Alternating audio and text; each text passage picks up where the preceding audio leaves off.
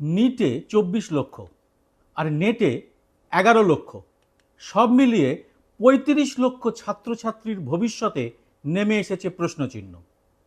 গত কয়েকদিন ধরে ডাক্তার কিংবা অধ্যাপক বা গবেষক হতে চাওয়া পড়ুয়াদের একটা বড় অংশই ভাবতে শুরু করেছে তাদের দোষটা ঠিক কোথায়। ভালো করে পড়াশুনো করে পরীক্ষার মাধ্যমে সম্মানজনক একটা পেশা বেছে নিতে চাওয়াটা কি খুব বেশি চাওয়া? স্বরাষ্ট্রমন্ত্রী অমিত শাহ তো বিরোধী দলের দুর্নীতির খোঁজ পেলেই হুমকি দেন উল্টো করে ঝুলিয়ে দেবেন। सबको उल्टा लटका कर सीधा कर दिया जाएगा। তাহলে এখন তিনি চুপ কেন? কেন চুপ দুর্নীতির বিরুদ্ধে জান প্রাণ লড়িয়ে দেওয়ার কথা বলা 56 ইঞ্চি ছাতির প্রধানমন্ত্রী? বুক ঠুকে তিনি তো একবারও বলছেন না যে কাউকে ছাড়া হবে না। পরীক্ষা পে চর্চা করে এখন তিনি ফের মৌনী বাবা হয়ে গেছেন।